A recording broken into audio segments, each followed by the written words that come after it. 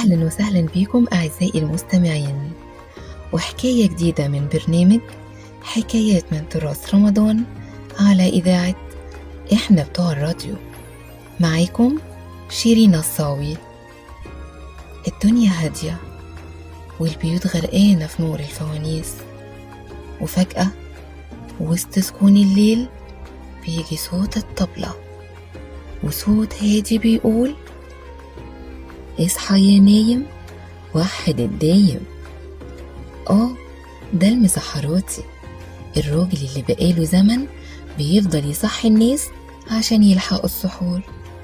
بس يا ترى ايه اصل الحكاية؟ وليه لحد النهاردة لسه بنسمع صوته في رمضان؟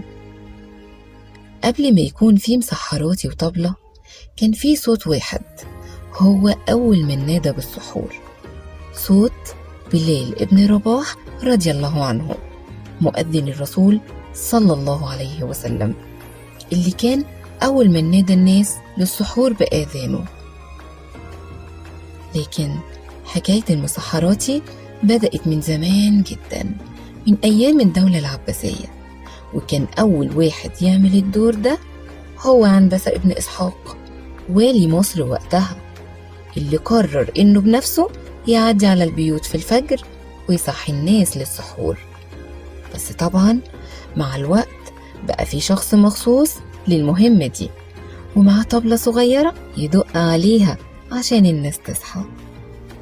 وفي العصر الفاطمي الموضوع اتطور أكتر، بقى في مسحراتية بيلبسوا لبس مميز ويمشوا في الشوارع ينادوا على الناس بأساميهم. تخيل بقى حد يصحيك للسحور وهو بينادي عليك باسمك. زمان المسحراتي كان دوره مهم جدا، لأن مفيش لا منبهات ولا تليفونات، فكان هو الطريقة الوحيدة اللي تخلي الناس تلحق السحور قبل الفجر.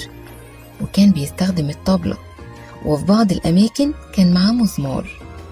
والمهمة دي كانت بتمشي في العيلة، تلاقي الابن بيورثها من والده والابن يكمل المسيرة.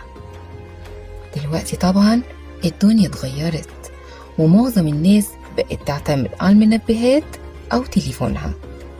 بس رغم كده في أماكن كتير في مصر وفي الدول العربية لسه بتحافظ على تقليد المسحراتي، ويمكن نشوفه أكتر في الأحياء الشعبية والقرى.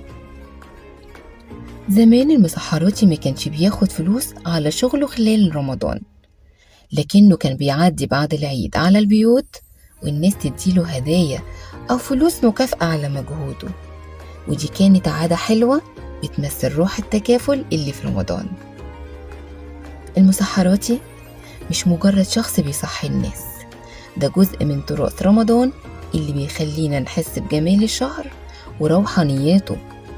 بس السؤال هنا، هل تتخيل إن المسحراتي يختفي تماما في المستقبل؟ ولا ممكن تفضل العادة مستمرة؟ قولولي رأيكم.